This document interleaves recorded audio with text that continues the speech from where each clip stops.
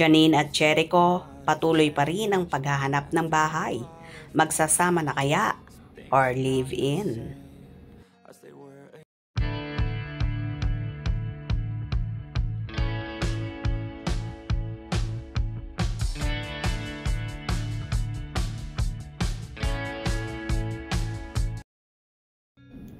Tuloy pa raw ang paghahanap ng bahay ni Jericho Rosales and Janine Gutierrez.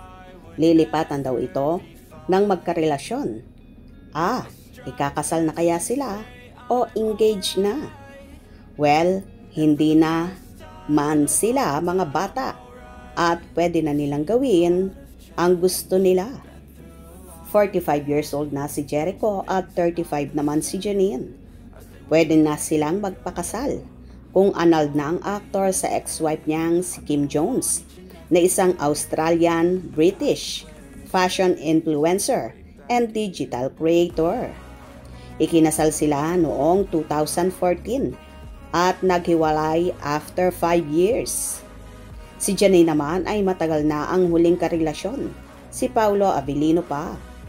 Samantala, abala ngayon si Jericho sa pagpopromote ng historical biopic ni Pangulong Manuel L. Quezon na ipalalabas sa mga sinihan sa October 15, 2025.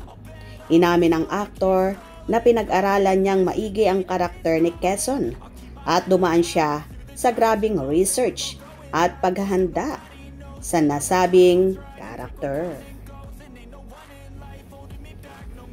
Well, kung totoo man ito, walang problema both sides ng families nila dahil nasa tamang edad naman na sila at kita naman na sobrang happy ang dalawa na kahit nga ang ina at ama ni Janine na sina Lotlot and Monching ay agree dito kung ito ang setup na gusto ni na Eko at Nini.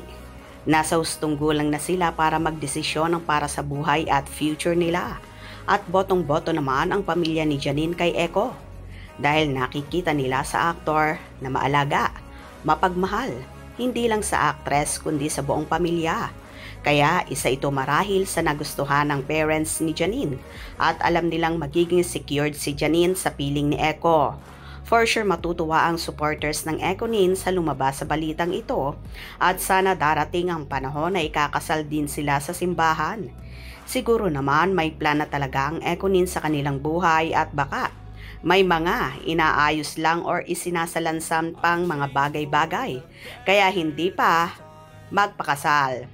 Pero malakas ang kutob ko at posibleng engaged na nga ang dalawa, kaya may plano ng magsama. Sana nga. Dahil alam kong lahat ng Ekonin ay super happy sa nagaganap sa love life ni Janine at Eko.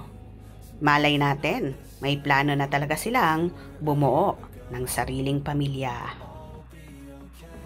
Kung nagustuhan nyo ang video na ito, comment down below.